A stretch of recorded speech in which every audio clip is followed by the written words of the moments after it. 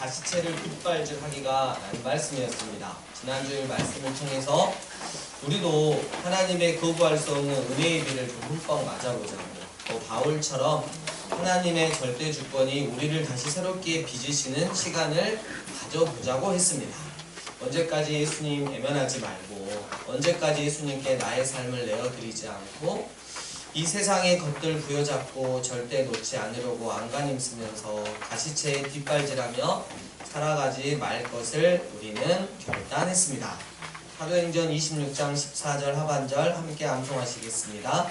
살아계신 하나님의 말씀, 가시체를 뒷발질하기가 내게 고생이니라. 사도행전 26장 14절 말씀. 아멘.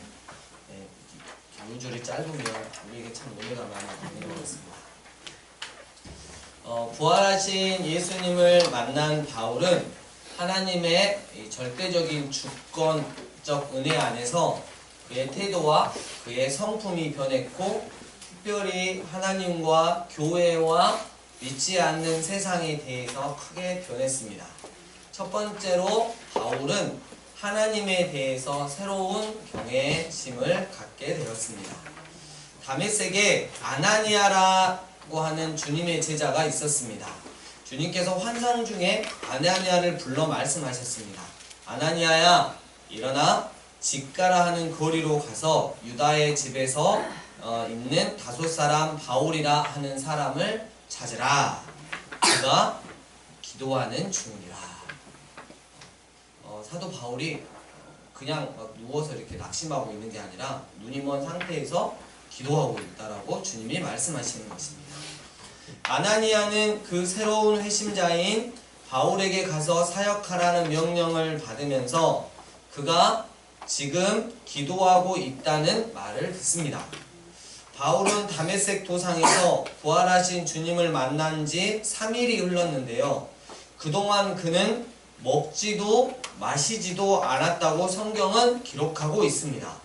여러분, 우리가 주님을 만난다면, 주님을 대면한다면, 복음을 만난다면 바울의 이 진지한 모습이 우리 일생에 꼭 한 번쯤은 필요할 것 같습니다. 왜냐하면 우리의 삶의 전체를 뒤집어 놓을 문제이고 우리의 영혼에 관한 문제이기 때문입니다.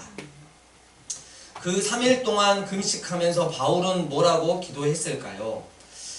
우리는 그가 그의 모든 죄, 특히 너무나도 충만했던 자기 의와 예수님의 제자들을 통해 예수님을 잔인하게 핍박한 것을 용서해달라고, 또 하나님이 자신을 통해 무엇을 하기 원하시는지 알 수 있는 지혜를 달라고, 또 그에게 어떤 사역이 주어지건 그것을 잘 감당할 수 있는 능력을 달라고 기도했으리라고 추측할 수 있겠습니다.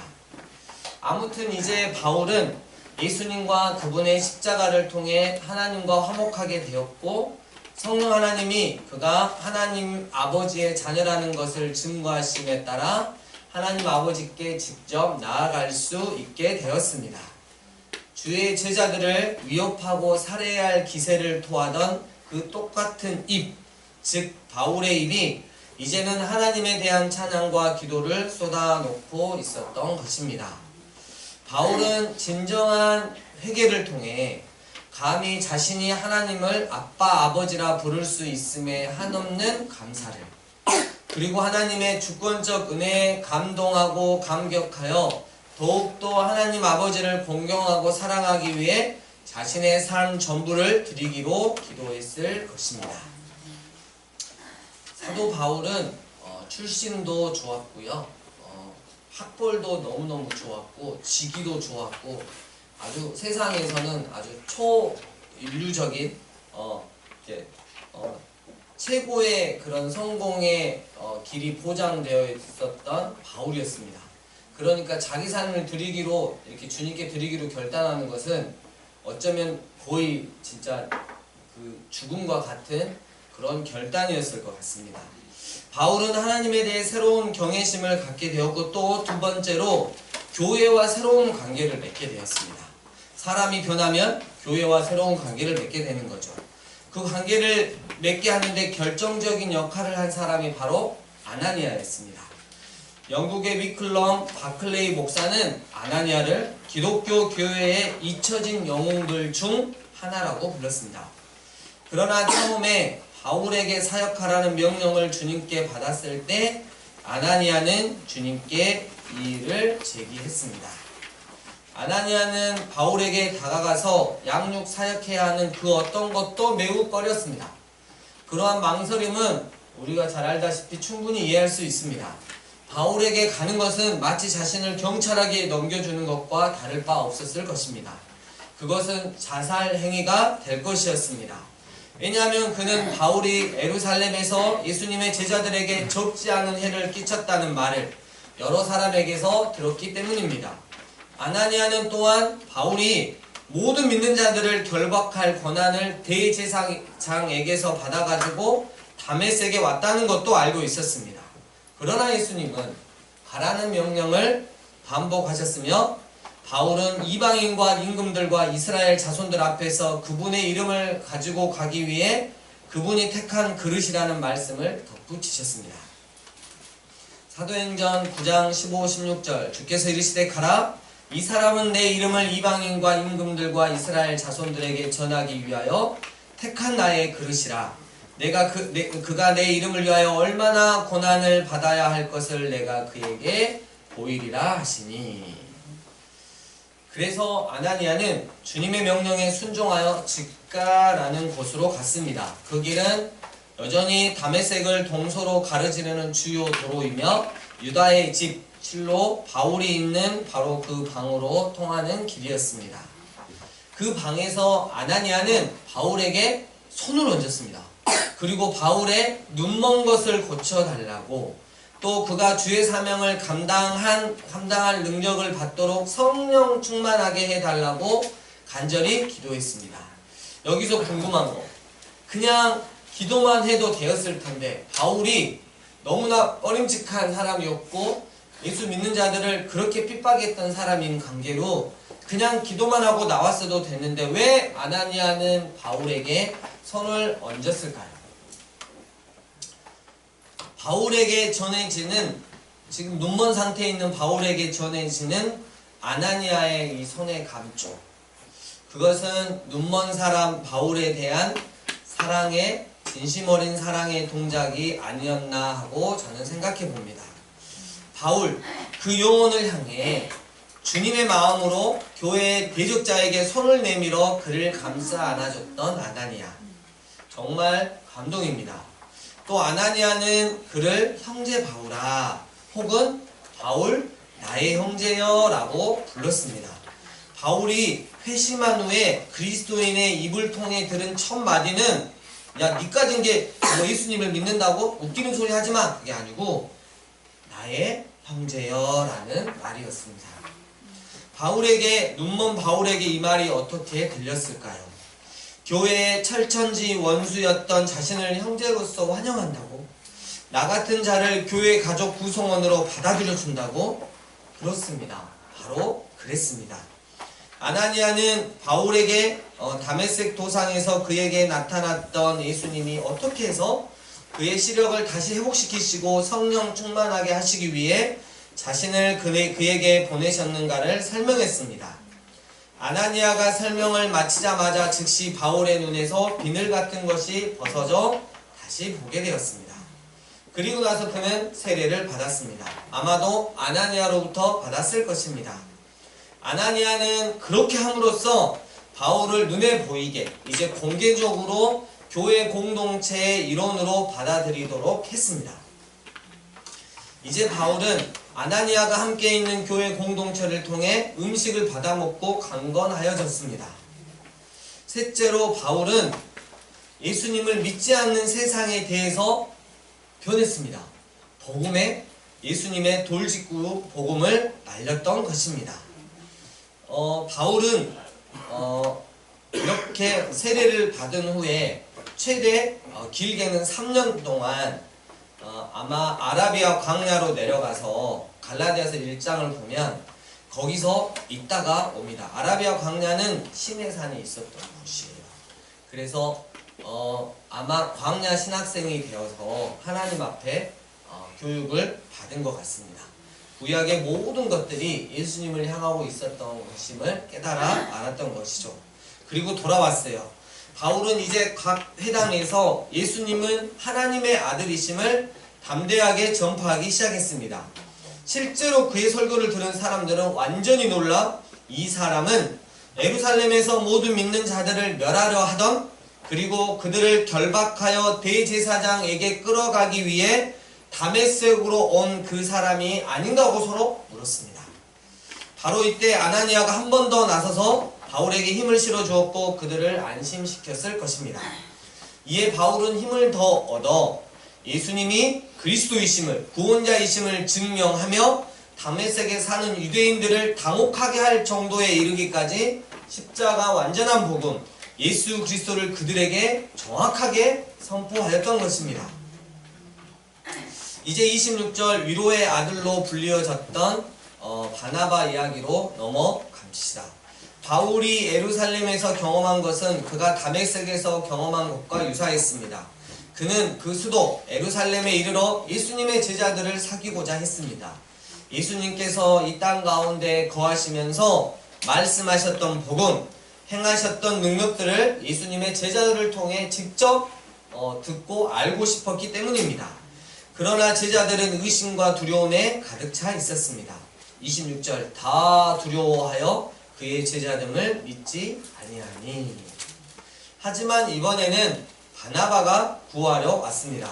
그의 성품과 이름에 걸맞게 바나바는 바울을 데리고 가서 사도들, 특히 베드로와 야고보에게 소개하면서 그가 길에서 어떻게 주님을 보았는지와 주님께서 그에게 말씀하신 일과 다메섹에서 그가 어떻게 예수의 이름으로 담대히 말했는지를 그들에게 전해 주었던 것입니다.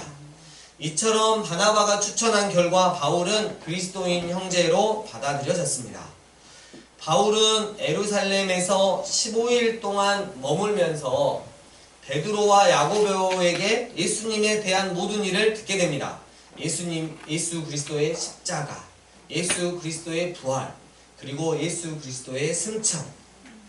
베드로와 야고보가 바울에게 들려주었던 예수님에 관한 모든 이야기들. 이제 바울은 주님을 위한 사명자로 신약 성경에 우뚝 서게 됩니다.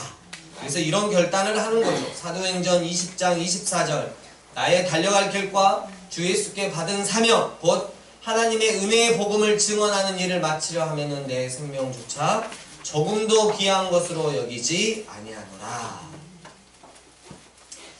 여기서 우리는 바울을 다메섹의 교회 공동체에 소개해준 아나니아와 후에 예루살렘에서 그에게 똑같은 일을 해준 바나바로 인해 우리는 하나님께 감사해야 할 것입니다.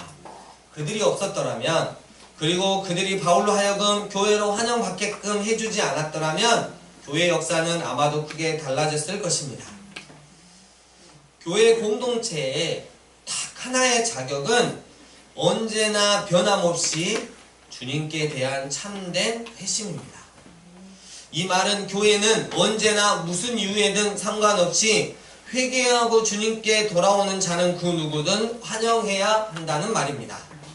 그러기 위해서는 아나니아와 바나바와 같은 자들이 교회 공동체 안에 반드시 필요하다는 것입니다. 바울은 아나니아의 도움으로 인해 하나님에 대한 새로운 경외감을 갖게 되었습니다.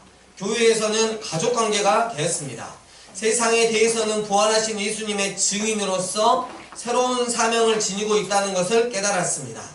아나니아는 바울에게 주님께서 택한 그르심을 확증시켜 주었고 모든 사람 앞에서 그분이 증인이 되라는 예수님의 명령을 전했습니다.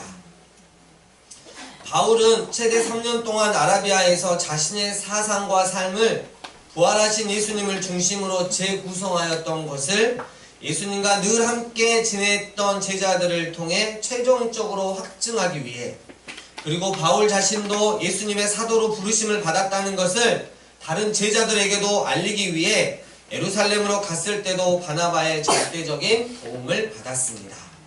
아나니아와 바나바의 도움으로 말미암아 바울은 언제나 예수 그리스도께 모든 초점을 맞추는 사역을 할 수 있었던 것입니다.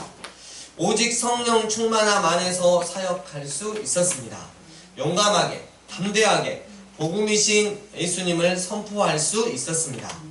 그 어떠한 희생을 치르더라도 예수님만큼은 포기하지 않게 만들었습니다. 이 사도행전 9장에 나오는 바울의 회심 이야기는 그가 애국으로 망명한 그리스도인들을 체포하라는 대제사장의 공문을 가지고 예루살렘에서 떠나는 것에서 시작하여 바울 그 자신이 이제는 망명한 그리스도인이 되어 예루살렘을 떠나는 것으로 끝나고 있습니다. 박해자 바울이 박해를 받는 자 바울이 되었던 것입니다. 그리고 사도행전의 나머지 부분에서 저자인 누가는 바울의 고난에 대해, 즉 그가 어떻게 루스드라에서 돌을 맞고 다 죽게 되었다가 빌립보에 가서 매맞고 또 툭 되었으며 에베소에 대중폭동에 휘말렸다가 예루살렘에서 체포되어 투옥되고 지중해에서 난파를 당했다가 마지막에 로마에게 구금되었는가를 대해 기록하고 있습니다. 예수 그리스도를 증언하는 일에 그의 모든 생애를 바쳤던 바울. 참 복음이신 예수님만 증거될 수 있다면 어떠한 고난도 기뻐했던 바울. 말씀을 정리합니다. 부활하신 예수님을 만난 바울. 그동안 예수님께 심한 뒷발질을 하며 살았던 바울은 그분의 주권과 은혜로 말미암아 정말이지 아름답게 변화되었습니다. 바울은 이제 하나님 자신이시자 그분의 유일하시고 하나뿐인 예수님에 대해 경외, 즉 공경하고 두려워하는 마음을 가졌습니다. 바울은 부활하신 주님을 만난 후 3일 동안 먹지도 마시지도 않으며 기도했습니다. 자신의 지난 삶에 대한 진심의 회개, 또 앞으로 주님을 위해 어떠한 삶을 살 것인가에 대한 결단. 바울은 교회와도 새로운 관계를 맺었습니다. 그것은 주님의 통로가 된 사람 아나니아가 있어서 가능했습니다. 하지만 아나니아라고 처음부터 주님께 순종했겠습니까? 어쩌면 자신의 목숨도 위태로워지는데 말입니다. 그것은 자살행위나 다름없었습니다. 주님, 바울 그 사람은요 교회의 대적자고 핍박자입니다. 그러니 주님, 이번만큼은 좀 어렵겠습니다. 양해 부탁드리며 심심한 위로를 전하겠습니다. 그러나 예수님은 가라고 명령하셨습니다. 바울, 그는 세계 선교를 위해 온 열방을 위해 택한 나의 그릇이니라. 아나니아는 바울을 향한 주님의 계획을 들으며 세상에 이런 사람까지도 사랑하시고 은혜 주시기를 기뻐하시며 또 당신의 복음의 도구로 쓰시는구나 라는 것을 깨달았습니다. 또 일하시는 주님에 대한 기대감이 엄청 생겨 바로 순종합니다. 아나니아는 바울이 거하는 집으로 갔습니다. 그리고 바울을 만나 기도합니다. 나의 형제 바울, 그대가 오는 길에서 나타나셨던 예수님께서 나를 보내어 당신을 다시 보게 하시고 주님만 마음껏 일하실 수 있도록 성령 충만을 주시길 원하십니다. 기도가 끝난 즉시 바울은 다시 보게 되었습니다. 그리고 이제 예수님을 통한 구원을 받고 하나님의 자녀가 되었음을 교회에 선언하는 세례를 받았습니다.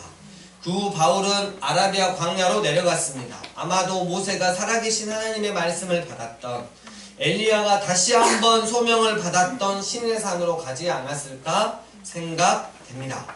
그곳에서 바울은 구약의 모든 말씀을 십자가에서 죽으시고 3일 만에 부활하신 예수님을 중심으로 다시 재구성하였습니다. 구약의 모든 성경을 성취하신 분이 바로 예수 그리스도시구나. 이제 다시 다메섹으로 돌아왔습니다. 돌아온 즉시 바울은 예수님이 바로 하나님의 아들이심을 선포했습니다.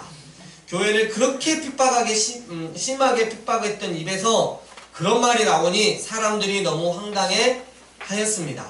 바울은 힘을 더 얻어 예수님을 그리스도라, 즉 하나님께서 보내신 유일한 구원자이심을 증언했습니다. 이에 유대인들이 바울을 죽이기로 공모합니다. 바울의 십자가 완전한 복음의 설교를 듣고 예수님을 믿었던 사람들이 그 사실을 알고 바울을 광주리에 담아 성벽에서 달아 내렸습니다. 바울은 예루살렘으로 향했습니다. 예수님의 모든 행적을 눈으로 직접 목격했던 사도들을 만나고 사귀기 위함이었습니다. 그러나 그들도 바울이 예수의 제자됨을 믿지 않았습니다. 이번엔 위로의 아들 바나바가 바울을 직접 챙겨 베드로와 야고보에게 소개하면서 바울이 어떻게 부활하신 예수님을 만나게 되었는지, 그리고 지금은 얼마나 당당하게 복음이신 예수 그리스도를 전하는지 이야기해 주었습니다. 바나바 덕분에 바울은 예루살렘에 머물면서 베드로와 예수님의 친형제였다. 부활하신 예수님을 만나기 전까지는 예수님을 결코 믿지 않았고 조롱했던 예수님의 친동생 야고보에게 예수님에 대한 모든 일들을 듣게 됩니다. 우리가 신약 성경을 통해 알고 있는 이 기독교의 모든 것들은 바울을 통해 기록되어 있는데요. 주님께서는 바울을 이렇게 인도하시고 훈련하심으로 말미암아 기독교의 초석을 세우게 했던 것입니다. 예루살렘에서도 바울의 복음 선포는 막을 수가 없습니다. 예수님의 이름으로 담대히 복음을 선포하는 바울. 사랑하는 강주 삶의 예배인 교회 예배자 여러분, 이 온도라고 하는 사전적인 의미는 물체의 차고 뜨거운 정도를 수량으로 나타낸 것입니다. 바울의 회심, 이 회심, 그러나 이전과는 정반대의 삶을 살아가야 하기 때문에 여러분 또한 얼마나 두려웠겠습니까? 여러분 우리도 그렇지 않았습니까? 나의 모든 삶을 주님께 드려야 하기 때문에, 나의 마음을 드려야 하기 때문에 얼마나 그거 안 해보려고 그렇게 몸부림쳐 보았지 않습니까? 그렇게 두려워하고 이렇게 심한 그런 영적인 그런 어려운 가운데 있었을 때 그런 자신에게 찾아와 나의 형제 바울이여 하며 자신의 손을 바울에 대며 안수하며 기도했던 그 아나니아는 눈이 멀어 있던 바울에게 자신의 손의 감촉을 전하면서 부며 바울을 향한 예수님의 사랑의 온도를 단 1도도 떨어뜨리지 않고 바울에게 그대로 전했던 것입니다. 교회의 원수와도 같은 자라도 주님의 마음으로 복음의 온도를 그대로 전했던 아나니아, 주님의 절대적인 주권과 은혜, 그리고 주님의 제자 아나니아를 통한 복음의 온도 전달. 그래서 우리도 아나니아와 같은 자가 되어야 할 것입니다. 복음이신 예수님의 심장의 온도를 그 누구에게라도 그대로 전하는 교회 공동체가 됩시다. 한 영혼을 향한 주님의 마음과 그 국률의 마음과 주님의 눈물이 나의 마음이 되고 우리 교회의 눈물이 되고 주님의 눈물이 되었으면 좋겠습니다. 지위가 있다고 혹은 돈이 있다고 잘난 척하는 사람과 자기음만 센 사람들이 우리 교회 공동체에 채워지는 것이 아니라 모두들 바나바와 같고 아나니아와 같은 주님의 복음의 온도를 그대로 전하는 자들만 우리 교회에 있게 합시다. 복음의 온도를 그대로 전하는 아나니아와 같은 우리를 통해 주님이 일하실 때 우리 교회는 분명 제2의 제3의 바울을 얻을 수 있을 것입니다. 주님의 사랑의 온도를 그대로 전하는 우리 교회. 하나님의 비전은 우리만 구원받고 우리만 잘 먹고 잘 살고 하는 게 아닙니다. 그 어느 누구에게라도 당신의 복음이 흘러가서 구원받기를 원하시는 그 하나님의 마음, 그 하나님의 비전에 동참하는 복음 온도 전달자가 되었으면 좋겠습니다. 이 시간 하나님의 꿈, 하나님의 비전을 생각하시면서 우리가 다시 한번 결단하며 기도하며 나아갔으면 좋겠습니다. 함께 기도하시겠습니다.